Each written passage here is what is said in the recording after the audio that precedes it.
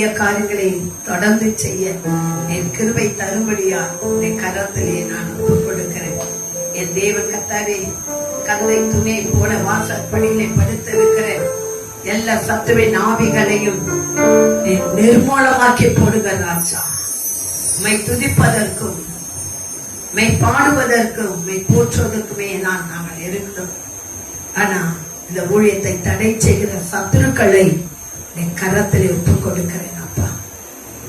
தேவனுடைய ஆசோதனைகளை பெற்றுக்கொள்ள கூடாதபடி எழுப்புகிற சத்துவின் பிரச்சனை தடைகளை நிர்மூலமாக்கி போடுகிறேன். துதிக்க கூடாதபடி, சமூகத்தை வரக்கூடாதபடி, அவர்கள் தங்கள் ஆசோதனைகளை பெற்றுக்கொள்ள கூடாதபடி கிரியை செய்கிறேன். சத்துருக்களை உடைய கரத்தில் ஒப்புக் கொடுக்கிறேன். என் தேவன் எல்லா விதமான அசுத்த ஆவிகளையும் நிர்மூலமாக்கி நேர் ஜனங்களை கொண்டு வரும்படி ஆட்சேபிக்கிறேன்.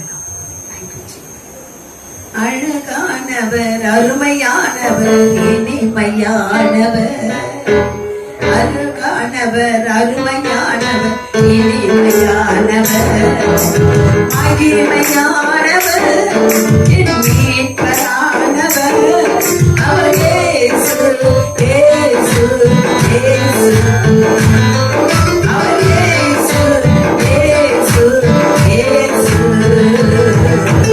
அழகானவர், அருமையானவர், இனிமையானவர், அழகானவர், அருமையானவர், இனிமையானவர், மகிமையானவர், மீட்பரானவர், மகிமையானவர், மீட்பரானவர், அவர் இயேசு, இயேசு, இயேசு, அவர் இயேசு, இயேசு, இயேசு. அவர்தான் அவர்தான் ராஜா. அவர்தான்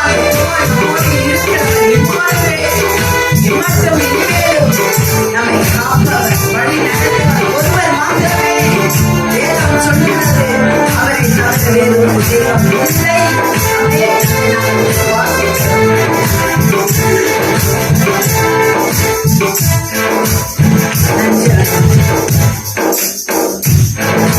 சேனைகளின் கர்த்தரா, மகிமையின் ராஜா, இன்னும் நம்மோடு என்னாலும் வேற எம்மட்டும்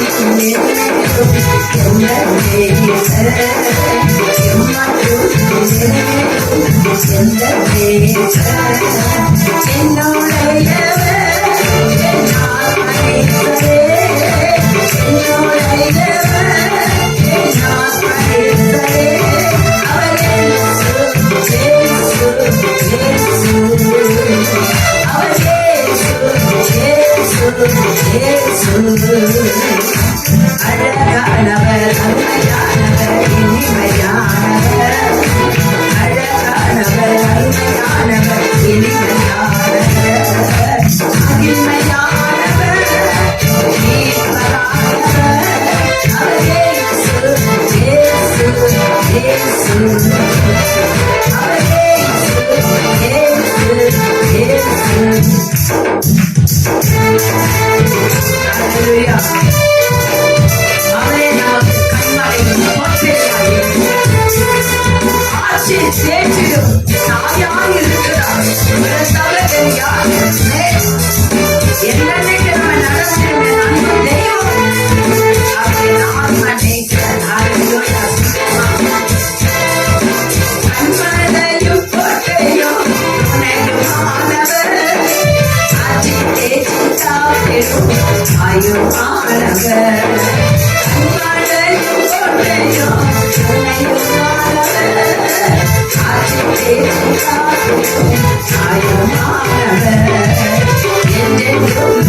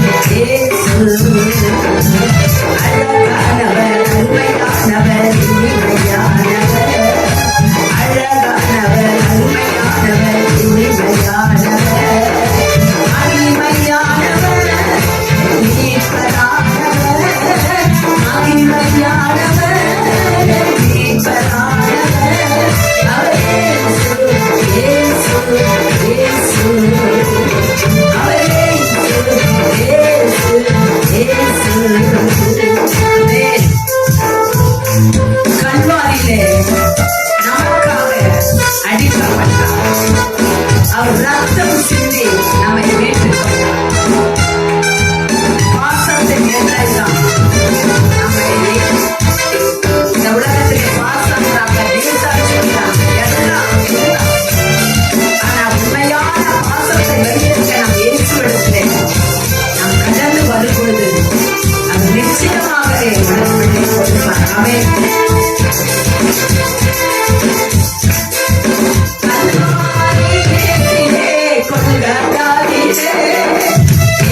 ரத்தம் சிந்தியே என்னை மீட்டார். கல்வாரி வெற்றிலே கொள்கையாகியே ரத்தம் சிந்தியே என்னை மீட்டார். ஆசத்தில் எல்லைதான் ஈசுராஜா, ஆசத்தில் எல்லைதான் ஈசுராஜா.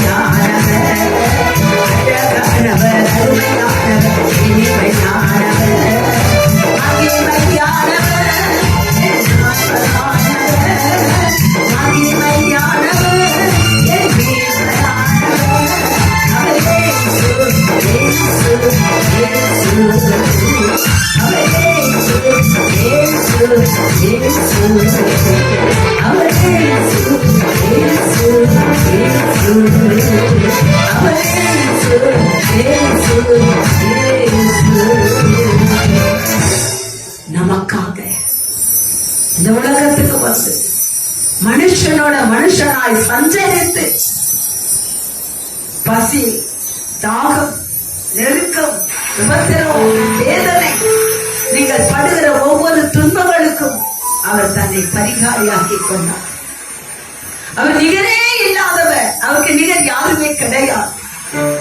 அவருக்கு நிகரை யாராவது கொண்டு வந்து நாம் நிறுத்த முடியுமா? யோசித்த உலகத்தில் உள்ள ராஜாக்களை நாம் கொண்டு வந்து இதோ இவருக்கு நிகர் இந்த ராஜாக்கள் இருக்கிறாங்க சொல்ல முடியுமா? யாருமே ஒப்பிட முடியும். அப்படிப்பட்ட தேவன் இதோ அவரை நாம் துதித்து பாட ஆயத்தப்படுகிறோம். நிகரே இல்லாத சர்வேசா, திகழும் ஒளி பிரகாசா, துதி பாடிடும் இயேசுநாதா, பதினாயிரம் நாமங்கள் போரா, நிகரே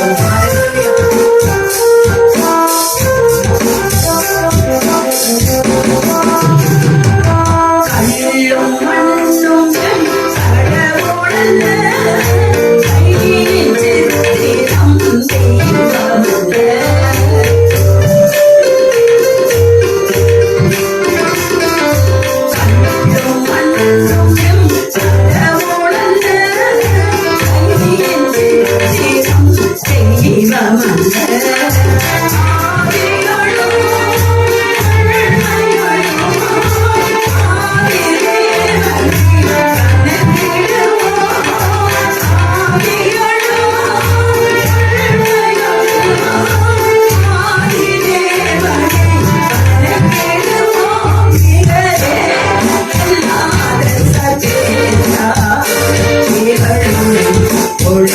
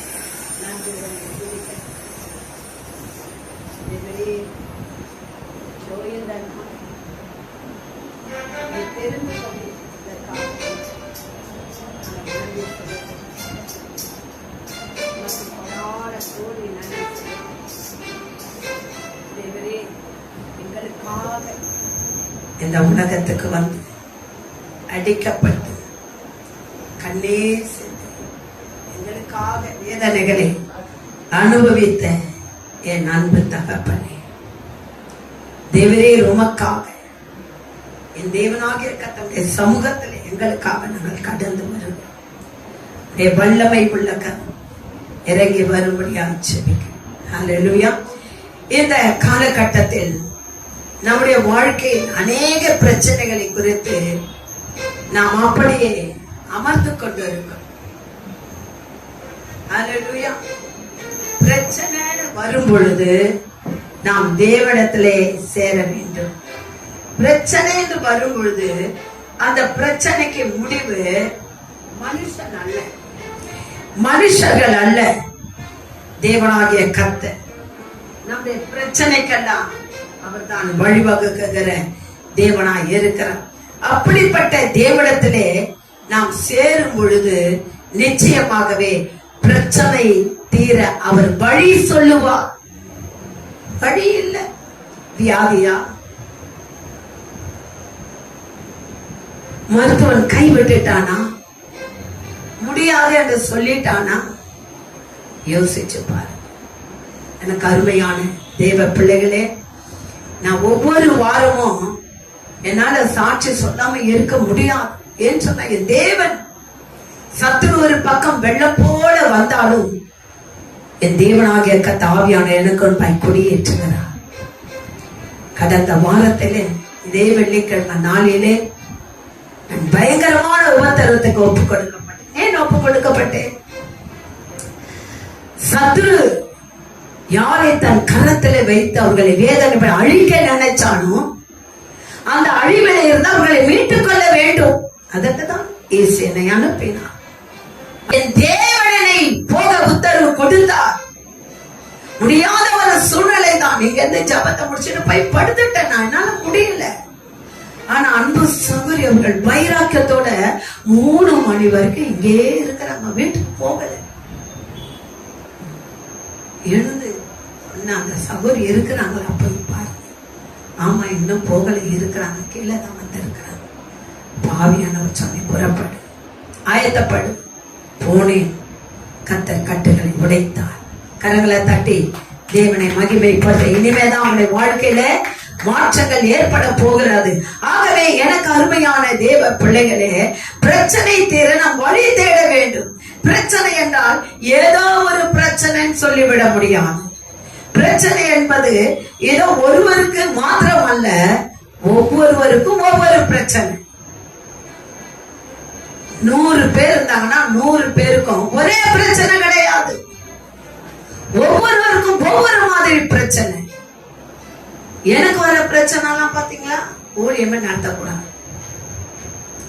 அவங்களே செத்து போயிட்டாங்க, ஊழியமே நடக்கல அப்படின்னு சொல்லிட்டா எப்படி சத்துரு வருமா? என்னைக்கா விதைச்சிருக்காங்க அந்த விதைய, அதுக்கப்புறம் ஜனங்க ஆனா இப்பவும் அதை ஃபாலோ பண்றாங்க. எனக்கு அருமையான தேவ பிள்ளைகளே, என் தேவன் மரித்தார், 3ஆம் நாள் உயிரோடு எழுந்தார். என் பிரச்சனைகள் மரித்து போனது, என் போராட்டங்கள் செத்து போனது, இனி அது எழுந்திருக்காது, அதை அடக்கம் பண்ணி ஆகிவிட்டது. ஆமென். ஒரு ஆமென் சொல்லுங்க. நம்முடைய பிரச்சனை அப்படிதான், அதை அடக்கம் பண்ணுங்க. சத்துவானது அதை உயிர் கொடுக்க கூடாது, அதை தட்டி தட்டி எழுப்ப கூடாது. எனக்கு அருமையான தேவ பிள்ளைகளே, இந்த பிரச்சனை தீர நாம் எங்கேயும் போக வேண்டாம். நாம் தேவனாகிய கர்த்தரை கொண்டு வந்து நாம் பிரச்சனைக்கு பக்கத்துல உட்காரணும். பிரச்சனையே வந்து என் பக்கத்துல உட்காரு, வேதனையே என் பக்கத்துல இருந்து உட்காரு, துன்பமே என் பக்கத்துல இருந்து உட்காரு, வியாதி என் பக்கத்துல இருந்து உட்காரு. அப்படி உட்கார வச்சா போதும், எல்லாம் பறந்து போயிடும். ஏன்னா யார் பக்கத்துல வந்து நம்ம உட்கார சொல்றோம்? நம்ம ஆராதிக்கிற தேவன் நம்மோடு இருக்கிறபடினாலே இல்லையா? நம்ம உட்கார்ந்த ஒண்ணும் வராது. ஆனா நம்ம ஆராதிக்கிற தேவன் நம் பட்சத்துல இருக்கிறபடினாலே அது அங்க இருக்க முடியாது. எத்தனை பேர் இதை நம்புறீங்க? ஒரு அல்லேலூயா சொல்லுவோமா? ஆவியானவர் எங்கே உண்டோ அங்க விடுதலை உண்டு. இதுக்காக யாரையும் தேடி ஓடணும்னு அவசியமே கிடையாது. அல்லேலூயா. இன்னைக்கு நம்ம பரவலா பார்க்கணும், வித்தியாச ஊழியங்கள்லாம் நடக்கிறது. இன்னைக்கு ஒரு மனுஷன் தானியேல் போல சொப்பனத்துக்கு அர்த்தம் சொல்றான், சொப்பனங்களுக்கு. அது ஒரு ஊழியம். அல்லேலூயா. இப்ப ஜனங்கள்லாம் பாதையில விட்டாங்க, இதை விட்டாங்க, அதை விட்டாங்க. இப்ப ஜனங்கள்லாம் அங்க இதுதான் உலகம், இதுதான் உலகம். ஆனா அர்த்தம் சொல்ல முடியும். விடுதலை யார் கொடுப்பது? அவர்தான் கொடுக்கணும். யோசித்து பாருங்க. தீர்க்கதரிசனம் சொல்லிடுறோம், அந்த தீர்க்கதரிசியை கொண்டுதான் கர்த்தர் பேசுகிறார். தீர்க்கதரிசியை கொண்டுதான் நீ செத்து போக போறவன எசேக்கியாவுக்கு சொன்னான். அதே தீர்க்கதரிசி மூலமா தான் நீ பொய் சொல்லி நீ பிழைத்துக் கொண்டாய் என்று சொன்ன. அப்ப ரெண்டு காரியத்துக்கு யார் வேணும்? யார் வேணும்? அன்னைக்கு ஏசையா இருந்ததுனாலதான் ஏசையா மூலமா இயேசு கிறிஸ்து உலகத்தை பிறக்க போகிறார் என்று சொல்லப்பட்ட அந்த செய்தி முன்கூட்டியே அது அறிவிக்கப்பட்டது. அதன் பிறகுதான் புதிய ஏற்பாட்டிலே அது நிறைவேறுகிறது. யோசிச்சு பாருங்க. அப்படியானால் தீர்க்கதரிசி இல்லாத இடத்துல என்ன நடக்கும்? ஜனங்கள் எங்க சீர்கெட்டு போயிருந்தானே இருக்கிறீங்க. அப்ப அங்க இல்ல. சபைகளே தீர்க்கதரிசி இருக்கணும், கண்டிப்பா இருக்கணும். தீர்க்கதரிசனம் இல்லைன்னு சொன்னா ஜனங்க சீர்கெட்டு போய் விடுவார்கள். வேதம் தான் சொல்லல, வேதம் சொல்லுகிறது. ஆகவே நம் பிரச்சனை தீர்வதற்கு ஒரே வழி நம்மை பரிசுத்தப்படுத்த. நம்ம படைக்கப்படும் போதே பாவத்தோட தான். ஆதாம் ஏவாளை உண்டாக்கின அந்த நாளிலே அவர்கள் செய்த அந்த பாவம் தான் ஜென்ம பாவம். நம் பெற்றோர் நம்மை பெற்றெடுக்கும் போது அந்த ஜென்ம பாவத்தோட தான் நம்மை பெற்றெடுத்தார்கள். பாவம் செய்யாத மனுஷன் இல்லை. அதுக்குதான் இயேசு கிறிஸ்து வந்தார். ஒருவரை பாவி பாவி பாவி பாவி பாவி என்பதை சொல்வதை விட்டு விட்டு அவர்களுக்காக ஜெபம் பண்ணுங்க, அவங்களுக்காக ஜெபம் பண்ணுங்க. சில காரியங்களை அது பொய்யான தேவன் என்று சொல்லியும் ஏதோ யாரோ ஏதோ உதவி செய்கிறார்கள் என்பதற்காக அவர்கள் கொடுக்கிறதை சாப்பிட்டு அந்த தெய்வங்களை பணிந்து கொள்வார். உங்களுக்கு தெரியுமா, சாலமோனை கர்த்தர் எவ்வளவு ஆசீர்வதித்தார், எவ்வளவு ஆசீர்வதித்தார். தேவனாகிய கர்த்தர் அவன் சொப்பனத்திலே போய் உனக்கு என்ன வேண்டும் என்று சொல்லி கேட்கும் போது அவன் சொன்னான், எனக்கு ஞானம் வேணும்னு கேட்டான். யோசிச்சுப்பார். அவன் சொன்னான், இந்த உலகத்தை சார்ந்த எந்த ஒரு காரியத்தை நீ கேட்காம, பொண்ணும் பொருளும் கேட்காம என்னிடத்தை நீ நியாயம் கேட்டாயே, அதான் ஞானம் கேட்டாயே. ஏன் அந்த ஞானம்? என்ன இந்த சின்ன வயதுல ராஜாவை மாற்றி விட்டு எனக்கு எல்லாவற்றையும் கொடுத்து விட்டு, ஆனா ராஜாவாய் இருக்கிற நான் நியாயம் வழங்க வேண்டும். நியாயம் இல்லாமல் எந்த ஒரு காரியத்தையும் நீதி வழங்க என்னால முடியாது.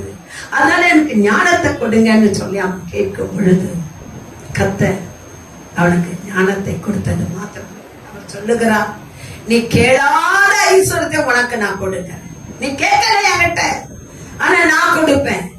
ஏனென்று சொன்னா உன்னுடைய உண்மையிலே நீ உத்தமமாய் இருந்த கரங்களை உயர்த்தி தேவனை மகிமைப்படுத்தும். நம்ம ஒரு ஊழியத்துக்கு போனாலும் உண்மையா இருக்கணும், வாக்குத்தத்தங்களே உண்மையா இருக்கணும். இங்க என்ன சொல்றாங்க, அங்க என்ன சொல்ற, வேறு பார்ப்பேன். ஒரே ஆவியானவர் தான். ஒரே ஆவியானவர் இருக்கின்ற இடத்திலே ஒன்னாதான் பேசுவாங்க. இல்லைன்னு சொன்னா ஒளியின் தூதன் ஆவி பேசும், ஒளியின் தூதன் அவனை மகிமைப்பட வைக்கும். ஆனா ஆவியானவர் அப்படி அல்ல. உனக்கு பிரச்சனை என்று சொன்னா எதனால அந்த பிரச்சனை என்று சொன்ன அது வழிகாட்டி அதை தப்புவிக்க கிருபை தருவார். அவர் தான் ஆவியானவர். ஹல்லேலூயா.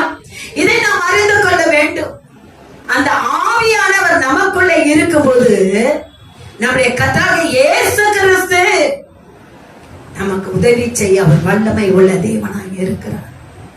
இப்படியாக எனக்கு அருமையான தேவ பிள்ளைகளே, அன்றைக்கு சாலமோனுக்கு கொடுத்த வாக்கு தத்தத்தை அவர் நிறைவேற்றினார். நல்லா யோசித்து பாருங்க. சில பேருக்கு வாக்கு தத்தம் பண்ணி பாதி நிறைவேறும், பாதி அப்படியே இருக்கு. ஏன்? அந்த பாதி வரும்போது அடுத்த விசுவாசமும் நம்பிக்கையும் எவனாவது வந்து எழும்புவான். பெரிய அதிகாரி, பெரிய ஆள் இல்ல, கல்லூரியிலே, மருத்துவமனையிலே, வேலை ஸ்தலத்திலே, உதவி கேட்டு போன இடத்திலே இருப்பாங்க. உடனே இவங்களுடைய நம்பிக்கையும் விசுவாசத்தையும் மண்ணை தோண்டி புதைச்சி போட்டு அங்க போய் நிற்பாங்க. ஹல்லேலூயா, ஹல்லேலூயா. வேதம் சொல்லுங்க, நம்பிக்கை உள்ள சிறைகளே நீங்கள் அரணுக்குள்ள வாங்க, வெளியே இருக்காதீங்க, என்னிடத்துல வாங்க, இரட்டிப்பான நன்மையை தருவேன், என்றைக்கே தருவேன். வாக்கு தத்தங்கள் ஒவ்வொன்றும் மாமென்றும் மாமென்றுமாய் இருக்கிறார். எனக்கு அருமையான தேவ பிள்ளைகளே, ஒவ்வொரு செவ்வாய்க்கிழமையும் 11 மணி ஆகுது நான் கீழே போறது. புதிய ஆத்மாக்கள் யாரோ எவரோ எங்க இருந்து வந்தாங்களோ எனக்கு தெரியல. பழைய முகனை யாரும் கிடையாது. ஏதோ 1, 2, 5, 10 வரும். ஆனா எல்லாம் காடைய போல வந்து விழுது. அவனுக்கு ஒண்ணுமே தெரியாது. இந்து ஜனங்க, இயேசு அறியாதவங்க, இப்படிப்பட்ட ஜனங்கள்லாம் வருகிறாங்க. யோசிச்சு. ஆனா அதே வெள்ளிக்கிழமை வாங்கம்மா, கர்த்தருடைய வார்த்தையை கேளுங்க. அந்த வார்த்தை தான் உங்களுக்கு விடுதலை கொடுக்கும்.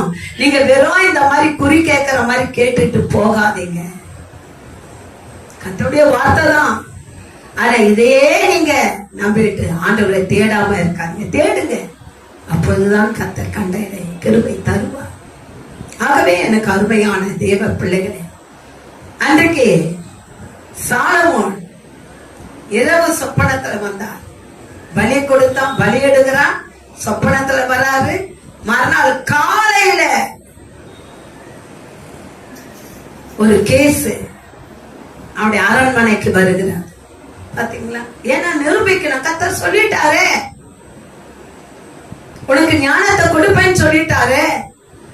அப்படியானால் அந்த ஞானம் கொடுத்தார் என்பதை எப்படி தெரிந்து கொள்வது?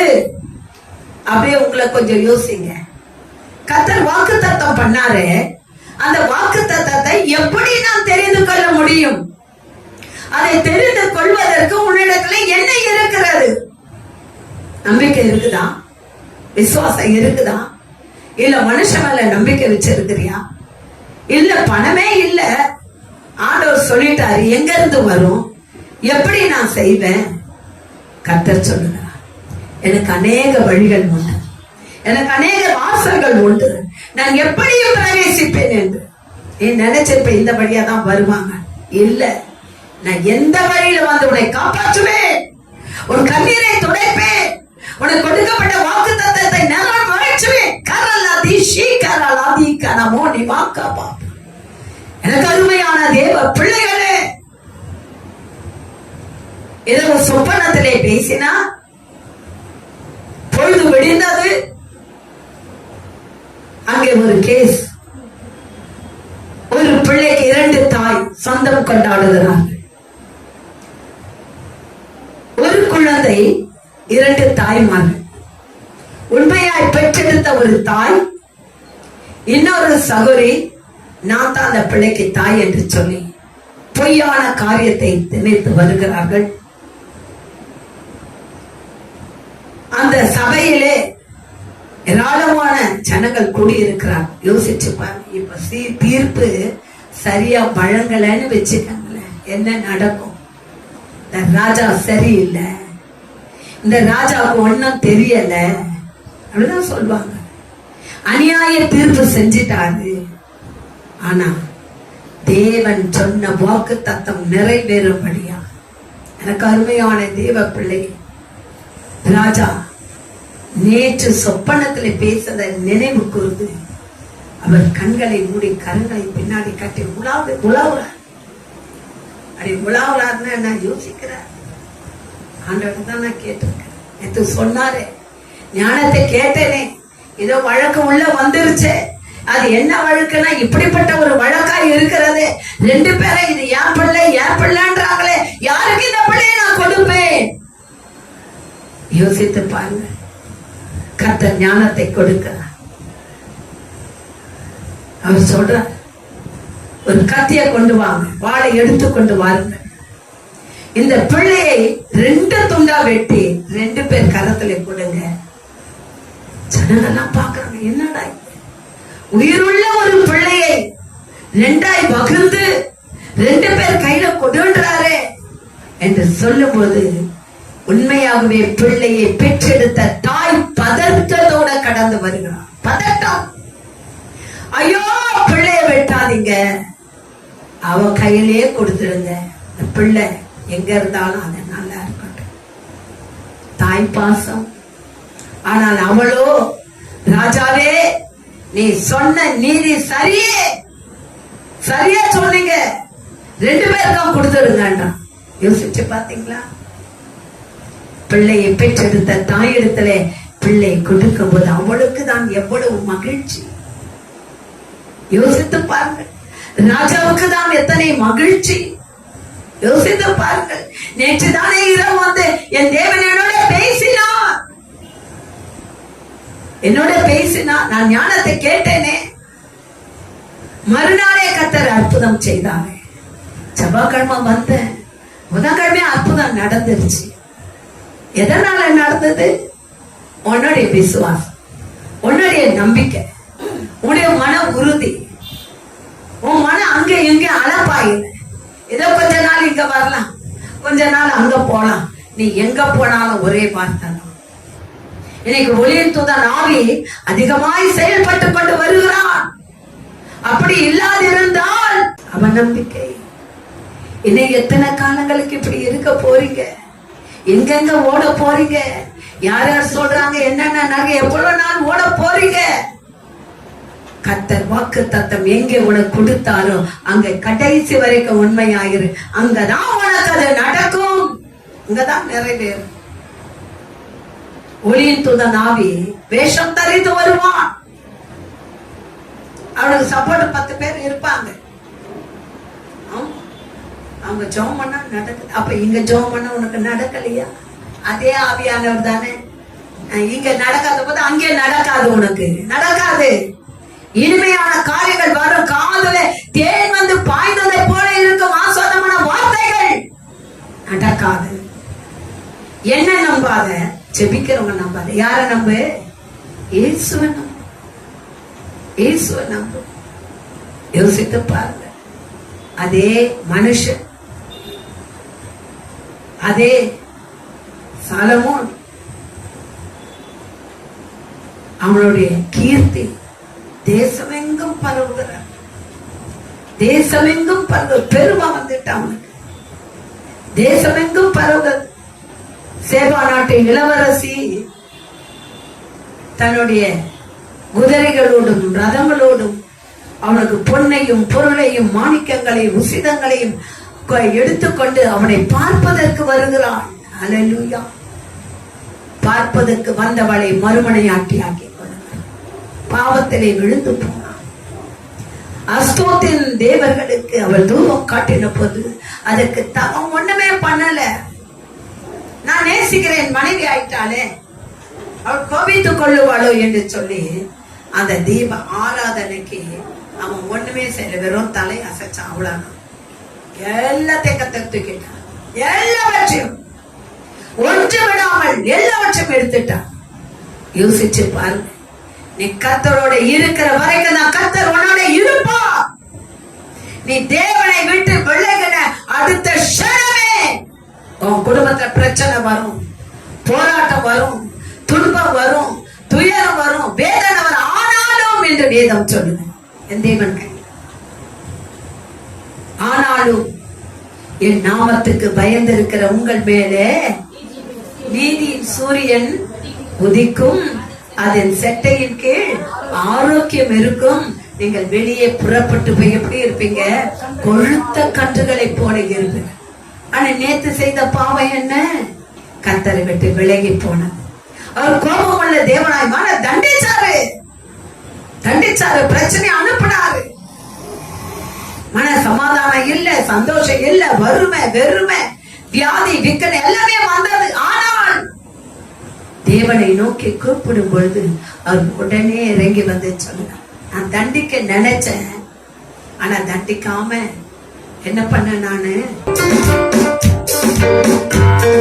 அவர் அதிசயங்களை செய்ய, ஆச்சரியங்களை உண்டு பண்ணுகிற தேவன், உடவனை நடக்க செய்தவர், வியாதியிலிருந்து விடுதலை கொடுத்தவர், அவனை அனுப்பப்பட்ட எல்லா சத்துருவின் போராட்டத்தை விடுதலை கொடுத்த தேவன். ஹல்லேலூயா.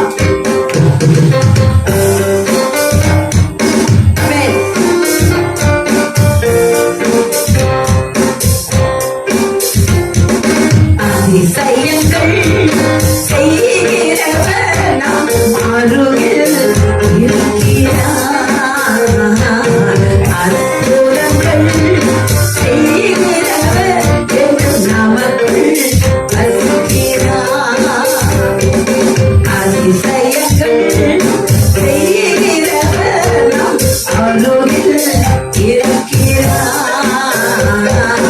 அற்புதங்கள் செய்கிறவர் என்றும் நமக்குள் வசிக்கிறார். அதிசயங்கள் செய்கிறவர்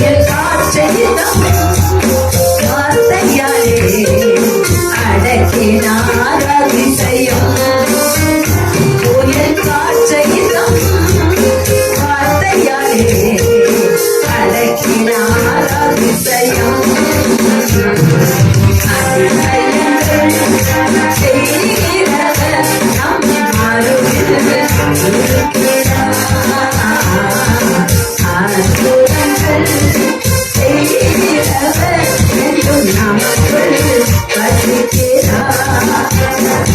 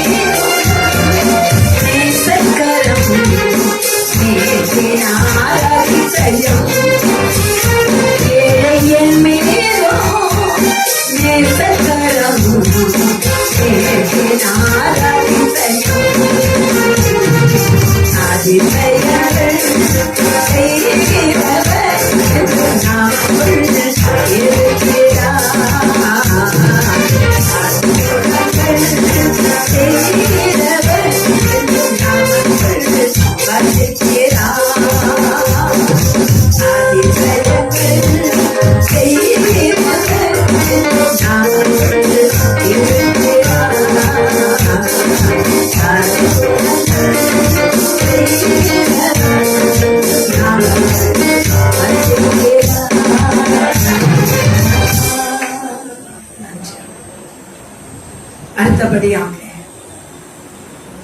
அவன் ஏழை பணக்காரன் பார்க்கறது கிடையாது, கொடுக்கிறவன் கொடுக்காதவன் பார்க்கறது கிடையாது. அவனுடைய உண்மை இருக்கிறதா, உத்தமம் இருக்கிறதா, நான் அவனுக்கு சொன்ன வார்த்தைகள் அவன் விசுவாசிக்கிறானா, இல்ல சத்ருவானன் திருடி போவதற்கு அவன் பலவீனப்பட்ட பாண்டமாய் இருக்கிறானா? அப்படி ஒருவன் பலவீனப்பட்டு இருந்தால் அவன் தேவனிடத்திலே வரக்கடவன். அந்த பலவீனங்களை கர்த்தர் அவனுக்கு நீக்கி போடும். ஆகவே எனக்கு அருமையான தேவ பிள்ளைகளே, அப்போஸ்தலர் 2ஆம் அதிகாரம் 25வது வசனத்திலே அவரை குறித்து தாவீது கர்த்தரை எப்பொழுதும் எனக்கு முன்பாக நிறுத்தி நோக்கி கொண்டு இருக்கிறேன், நான் அசைக்கப்படாதபடி அவர் எனது வலது பாரிசத்திலே இருக்கிறார். அவருக்கு மட்டும்தான் வலது பாரிசத்துல இருக்கிறாராமா, நமக்கு இல்லையா? நமக்கு இருக்காரா இல்லையா? யோசித்து பாருங்க. இந்த வேதம் இரு பக்கம் கருக்கொள்ளப்பட்ட, வேதம் இரு பக்கம் கருக்குள்ள பட்டயம். ஒரு பக்கம் சொல்லுகிறது சோதிக்கிறவன் நான் அல்ல சத்துரு. இன்னொரு வசனம் சொல்லுகிறது உன்னை சோதித்து அறிந்தேன் பொன்னாய் மாற்றி. அப்ப எந்த ரெண்டு பக்கமோ நமக்கு சோதனை வரும். பாவத்தின் நிமித்தமாய் சோதனையிலே விழுகிறோம். அந்த பாவத்தின் நிமித்தமாய் சத்துருவை வஞ்சிக்க நினைக்கிறான், அது ஒரு சோதனை. ஆனால் அதே சத்துருவானவிடத்திலே தேவனாகிய கர்த்தர் நம் விசுவாசத்தோட இருந்தா, நம்பிக்கையோட இருந்தா, அது சொல்வார், என்னுடைய பிள்ளை நீ எவ்வளவுதான் உபத்திரவம் கொடு, நீ எவ்வளவுதான் போராட்டத்தை கொண்டு வா, என் பிள்ளை அதுக்கு அடிப்பணிய மாட்டான், என் மகள் என்னை விட்டு போக மாட்டார் என்று சொல்லி கர்த்தர் நமக்கு அவர் கர்த்தர் நம்பிக்கை வைக்கிறார் நம்ம மேல. ஆனா அந்த நம்பிக்கைக்கு நம்ம பாத்திரமா இருக்கிறோமா இல்லையா தெரியல. அந்த நம்பிக்கைக்கு நாம் பாத்திரமா இருந்தா அது நிரம்பி வழிகிற பாத்திரமா இருக்கும். அதுல கர்த்தர் வாக்கு பண்ணுவாரு. வீட்டுக்கு போனோடனே பிரச்சனை ஆகும். பிரச்சனை வந்த உடனே மனம் சோர்ந்து போயிடும். நம்ம இங்கே இருந்து இருக்கலாம் போல, அங்கேயே போயிருக்கலாம் போல, இங்க வந்த பிறகு இவ்வளவு பிரச்சனை. ஹல்லேலூயா. உனக்கு விடுதலை கொடுக்கதான் பிரச்சனை வருகிறார். உனக்கு பிரச்சனை வருதுன்னா உனக்கு விடுதலை சமீபமாயிட்டு. ஆமென். சமீபித்து வந்து விட்டது. அந்த பிரச்சனையை திரும்பி பார்க்காதே. இங்க வேதத்தில் சொல்லுகிறது, கர்த்தரை எப்போதும் எனக்கு முன்பாக நிறுத்திக் கொண்டு இருக்கிறேன், நான் அசைக்கப்படாதபடிக்கு அவர் என் வலது பாரிசத்தில் இருக்கிறார். 2:26 அதனாலே என் இருதயம் மகிழ்ந்து என் நாவு களி கூர்ந்தது, என் மாமிசமும் நம்பிக்கையோட தங்கி இருக்கும். ஹல்லேலூயா. ஆத்துமா சொல்லும் வேண்டாம் போகாது என்று சொல்லும். ஆனா அந்த சரீரம் இருக்குது பாரு, போய்தான் பாரு. ஏன் சும்மா இங்க உட்கார்ந்து இருக்கிற? போய்தான் சோர்ந்து போய் விடாதீங்க. என் ஆத்துமா பாதாளத்தில் விடீர். அவன் சொல்றான், என் ஆத்துமாவை பாதாளத்துக்கு கொண்டு போகாதீங்க ஆண்டவரே. 26வது வசனம் சொல்லுது, அதனாலே என் இருதயம் மகிழ்ந்து என் நாவு களி கூர்ந்து என் மாமிசமும் நம்பிக்கையோடு கூட தங்கி இருக்கும். என் ஆத்துமா பாதாளத்துக்கு விடி. நாம் யாருக்கும் பயப்பட தேவையில்லை. பிரச்சனைகள், வேதனைகள், வியாதிகள், கைவிடப்பட்ட சூழ்நிலைகள், நமக்கு ஏமாற்றத்தை ஏற்படுத்துகிற சகல காரியங்களுக்கும் பயப்பட வேண்டாம். என் அருமையான தேவ பிள்ளைகளே, ஏரோது இயேசு கிறிஸ்து பிறந்ததை குறிச்சு குழந்தை பாருங்க, குழந்தை இப்பதான் இந்த உலகத்துக்கு வந்து ஏரோது பயப்படும். எதை கண்டு? இயேசு கிறிஸ்துவின் பிறப்பை கண்டு. மத்தேயு 2:21 ஏரோது ராஜாவின் நாட்களில் பெத்லகேமிலே இயேசு பிறந்திருக்கிறார் என்று சாஸ்திரிகள் என்ன பண்றாங்க? கிழக்கில பாக்குறாங்க, நட்சத்திரம் தோன்றுது. அவங்க வராங்க, எருசலேமுக்கு வந்து யூதருக்கு ராஜாவாய் பிறந்திருக்கிறவர் எங்கே? கிழக்கில் அவருடைய நட்சத்திரத்தை கண்டு அவரை பணிந்து கொள்ள வந்தோம் என்றார்கள். பயம் வந்துருச்சு. பெத்லகேமிலே ராஜா பிறந்து இருக்கிறாரா? எப்படிப்பட்ட ராஜா? வானத்திற்கு நட்சத்திரமே அவளுக்கு வழிகாட்டி இருக்கிறது. அவன் தந்திரமாக சொல்லுகிறான், நீங்கள் போய் நன்றாய் விசாரித்து என்னிடத்திலே வாருங்கள், நானும் போய் அவரை பணிந்து கொள்ளுவேன். ஹல்லேலூயா. இதுதான் தந்திரமான பிசாசு. கர்த்தர் உங்களுக்காய் பிறந்திருக்கிறார், உங்களுக்காய் வார்த்தைகள் கொடுக்கப்படுகிறது. இந்த விதச அற்புத ஊழியம் ஆரம்பித்த நாட்களிலே சரி, இன்றைக்கும் சரி, எந்த இடத்திலும் போய் ஒரு பிட் நோட்டீஸ், ஒரு போஸ்டர் அடித்தது இல்லை. இதுவரைக்கும் அடிச்சது இல்லை.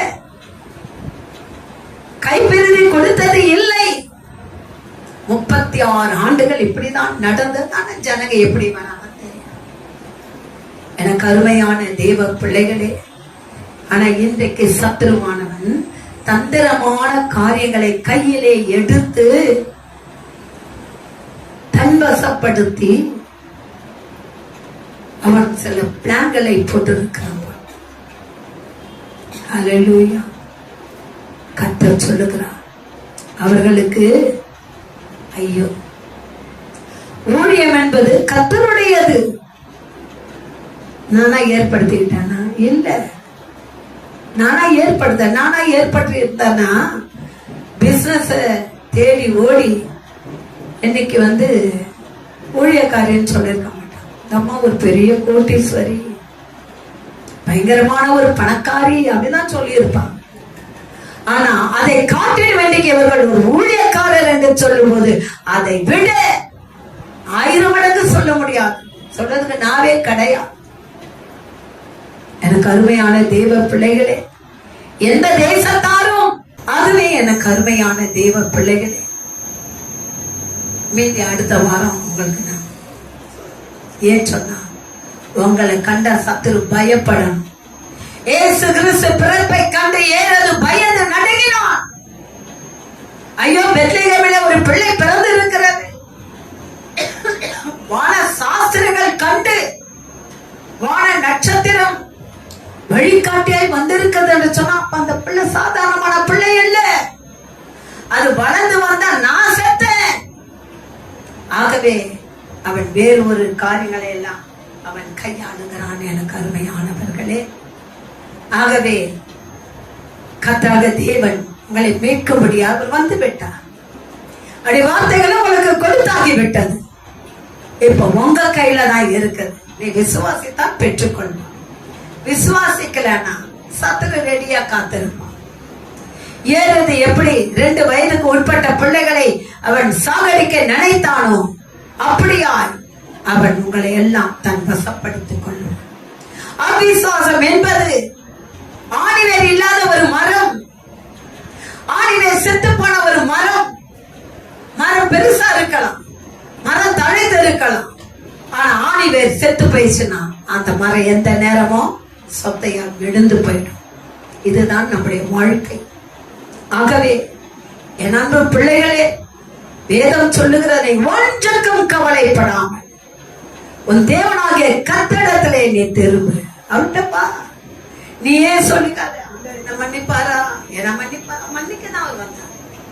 ஐயோ நான் பாவி, நான் பாவி, இந்த பாவம் என்னை விட்டு விலக மாட்டேங்குதே, இந்த பாவம் என்னை விட்டு போ. ஜெபம் பண்ணு, ஏன் போகாது? போகும். கர்த்தருடைய ஆஸ்வதிக்கும் காலத்திலே அநேகத்திலே சாட்சியாக இருப்பான். யோசித்து பாரு. பாவி என்று ஒருவரை அவர் தள்ளவே மாட்டார். யாரையும் அவர் தள்ளினது கிடையாது. ஆகவே இன்று முதற்கொண்டு கர்த்தர் சொல்லுகிறார், நீங்கள் விசுவாசத்தோட நம்பிக்கையோட உங்கள் தேவனாகிய கர்த்தரிடத்திலே நீங்கள் திரும்புவீர்கள் என்று சொன்னார். நிச்சயமாக கர்த்தர்களை ஆசீர்வதிப்பார்.